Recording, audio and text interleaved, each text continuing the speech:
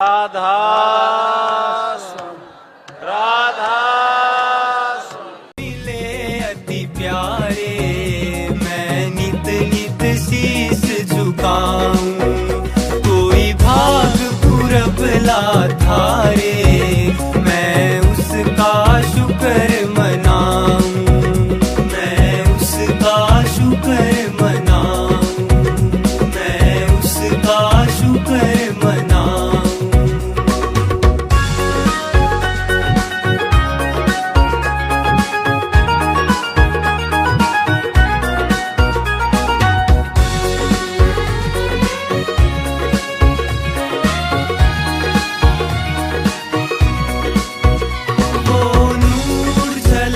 राधा स्वामी दयाल की दया, राधा स्वामी सहाय, राधा।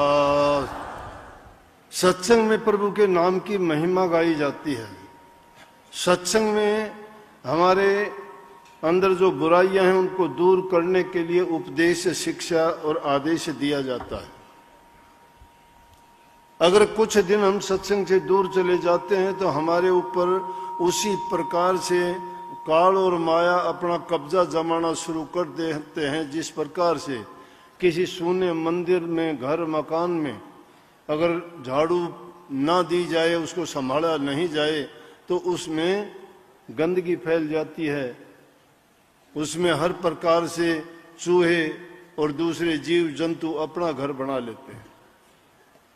इसी प्रकार से इस जीव को अगर सत्संग नहीं मिलते हैं या कुछ ज्यादा टाइम लग जाता है या हम थोड़ी लापरवाही करना शुरू कर देते हैं या हमारा सत्संग से मोह भंग होने लगता है तो समझ लेना चाहिए कि हमारे ऊपर काल ने और माया ने अपना जाल फैलाना शुरू कर। सतगुरु और सतनाम जरूरी है।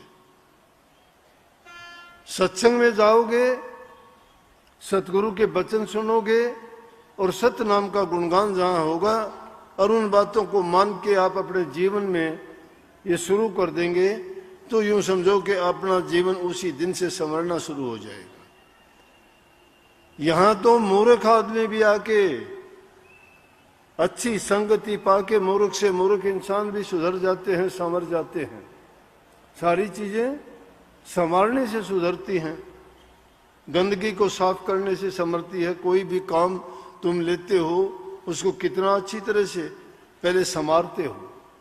कपड़ा पहनते हो वो संवारना पड़ता है, खाना खाते हो अनाज संवारना पड़ता है, सब्जी बनाते हो उसको धोना, काटना और किस ढंग से बना के जब खाने के लायक होती है।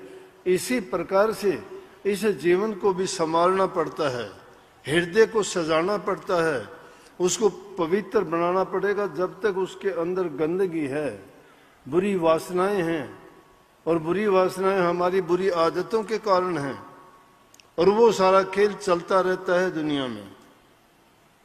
बुराई की तरफ तो हम भागे जाते हैं, विषयों की तरफ, बुराइयों की तरफ तो बिना बताए ही भागे चले जाते हैं। और अच्छे गुणों को तो कहने से, समझाने से, आपको कोई लोभ देने से भी आप उसको मानना नहीं चाहते हो, जबकि हित किसका? हमारा अपना है।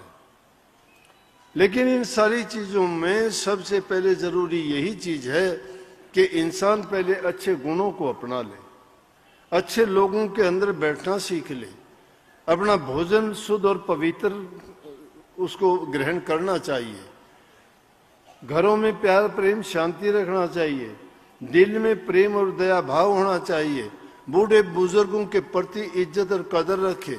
और जो आदमी इन चीजों की ओर गौर करता है, ध्यान करता है, उसके दिल में अगर दया है, उसका सारा जीवन एक चीज के मानने से ही सारा संवर जाएगा। एक चीज के मानने से ही कितनी बात है। किसी को कोई प्रेम करते हो तो सारी चीजें आ जाएंगी। दया तुम्हारे हृदय में है तो प्रेम भी आ जाएगा, विश्वास भी आ जाएगा, परहित भी आ जाएगा, सब उसमें आ जाएंगे।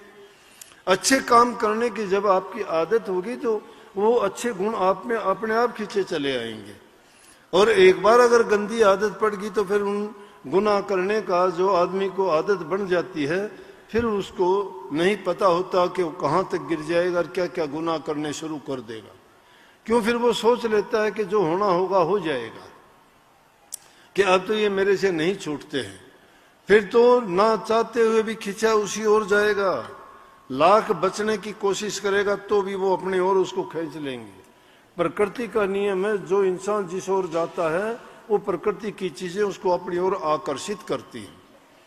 अगर तुम अच्छी चीज के लिए, भक्ति के लिए मान लेते हैं, प्रभु की ओर जाने का प्रयास करते हो, तो प्रभु भी आपको हर प्रकार से अपनी ओर खींचने का प्रयास करेगा। चेहरा उस पे